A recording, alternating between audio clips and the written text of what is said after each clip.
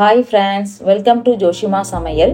Beetroot சாதம் எப்படி பண்ணுறதுன்னு பார்க்கலாம். நம்ம நார்மலாக பீட்ரூட் சாதம் செய்கிறத விட டிஃப்ரெண்ட்டாக செய்திருக்கேன். எப்படி செய்கிறதுன்னு பார்க்கலாம் வாங்க. இன்றைக்கி நான் குக்கரில் தான் செய்கிறேன் பீட்ரூட் சாதம். ஒரு குக்கரில் ஒரு 2 டீஸ்பூன் அளவுக்கு எண்ணெய் சேர்த்துக்கிறேன். 1 டீஸ்பூன் நெய் சேர்த்துக்கோங்க. நெய் சேர்த்துக்கிட்டீங்கன்னா ஃப்ளேவர் ரொம்ப சூப்பராக இருக்கும். 3 பச்சை மிளகாய் சேர்த்துக்கிறேன். காரத்துக்கு பச்சை மிளகாய் மட்டும்தான். 1 வெங்காயத்தை கட் பண்ணி சேர்த்து வதக்கிக்கலாம். இது ரொம்ப வதங்கணும்னு அவசியம் இல்லை. வெங்காயம் ஓரளவுக்கு வதங்கினா போதும். இப்போ இந்த அளவுக்கு வதங்கினதுக்கு அப்புறம் ஒரு 1/4 கிலோ அளவுக்கு பீட்ரூட்டை தோல் சீவிட்டு இந்த சைஸில் கொஞ்சம் பெருசாகவே கட் பண்ணிக்கோங்க. அப்போ தான் ஸ்வீட் ரொம்ப அதிகமாக இறங்காது. சின்னதாக கட் பண்ணிங்கன்னா சாதம் கொஞ்சம் ஸ்வீட்டாக இருக்கும். அதனால் இந்த சைஸ் கட் பண்ணால் கரெக்டாக இருக்கும் நமக்கு. ஒரு 1/4 கப் அளவுக்கு பச்சை பட்டாணி சேர்த்துக்கிறேன். ஃப்ரோசன் பட்டாணி தான் சேர்த்துக்கிறேன். இது ஆப்ஷனல் தான். பச்சை பட்டாணி சேர்த்துக்கிட்டீங்கன்னா இன்னும் கொஞ்சம் டேஸ்ட் நல்லா இருக்கும். அதனால சேர்த்துக்கிறேன். நான் ஒரு 2 நிமிஷம் நல்லா வதக்கிக்கோங்க. அதுக்குள்ள நான் ஒரு மசாலா ரெடி பண்ணிக்கலாம். ஒரு மிக்ஸி ஜாரில் ஒரு 2 பல்லு பூண்டை நல்லா உரிச்சு சேர்த்துக்கோங்க. 1 டீஸ்பூன் சோம்பு, 2 பட்டை, 3 கிராம்பு, 2 ஏலக்காய், கொஞ்சமாக கடல்பாசி, 1 பச்சை மிளகாய். இது கொரகொரப்பாக அரைச்சிட்டு வந்துடலாம்.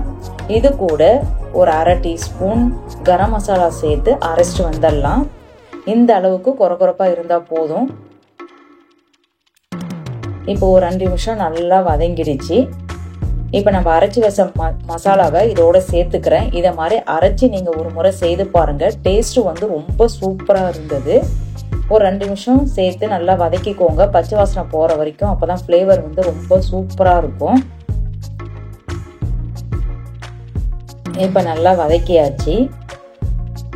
இதில் ஒரு தக்காளியை கட் பண்ணி சேர்த்துக்கிறேன். சேர்த்து இதையும் நல்லா வதக்கிக்கோங்க. இப்போ ஓரளவுக்கு எல்லாமே வதங்கிடுச்சு. இதில் ஒரு கைப்பிடி அளவுக்கு புதினா சேர்த்துக்கிறேன். ஒரு கைப்பிடி அளவு கொத்தமல்லி தழை சேர்த்துக்கிறேன். ஃப்ளேவர் நல்லா இருக்கும். அதனால் கட்டாயம் சேர்த்துக்கோங்க. சேர்த்து 1 நிமிஷம் நல்லா வதக்கிக்கலாம்.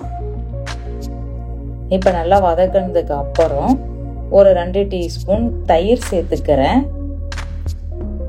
சேர்த்து நல்லா வதக்கிக்கோங்க. இது ஈஸியாக ஒரு 15 மினிட்ஸில் செய்து முடிச்சிடலாம். ஸ்கூலுக்கு லஞ்ச் பாக்ஸ் ரெசிபியாகவும் எடுத்துகிட்டு போகலாம், ஆஃபீஸ்க்கும் எடுத்துகிட்டு போகலாம். ஒரு 1/4 டீஸ்பூன் மஞ்சள் தூள் சேர்த்துக்கிறேன். உங்களுக்கு காரத்துக்கு தகுந்த மாதிரி பச்சை மிளகாய் சேர்த்துக்கோங்க. நான் ஏற்கனவே 3 பச்சை மிளகாய் எங்களுக்கு கரெக்டாக இருந்தது. ஒரு 2 கிளாஸ் அளவுக்கு தண்ணி சேர்த்துக்கிறேன். நான் 1 கிளாஸ் ரைஸ் எடுத்திருந்தேன். அதுக்கு 2 கிளாஸ் தண்ணி சேர்த்துக்கிறேன்.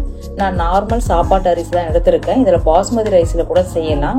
1 கப் பாஸ்மதி ரைஸுக்கு 1/2 கப் தண்ணி சேர்த்துக்கோங்க. தேவையான அளவு உப்பு சேர்த்து ஒரு கொதி வரட்டும்.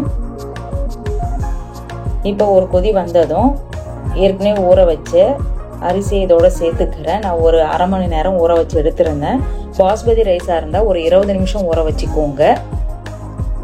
இது நல்லா மிக்ஸ் பண்ணதுக்கு அப்புறம் உப்புலாம் இருக்கான்னு செக் பண்ணிக்கோங்க.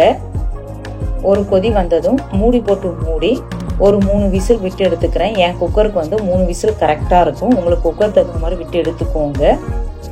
இப்போ விசில்லாம் போனதுக்கு அப்புறம் ஓப்பன் பண்ணி பாருங்க. நல்லா வாசனை கமகமும் சூப்பராக இருக்குது. இதை மாதிரி குழந்தைங்களுக்கு டிஃப்ரெண்ட்டாக செய்து கொடுத்தீங்கன்னா ரொம்ப விரும்பி சாப்பிடுவாங்க. லஞ்ச் பாக்ஸில் மிச்சமே இல்லாமல் சூப்பராக இருக்கும். Okay bye. Thank you friends.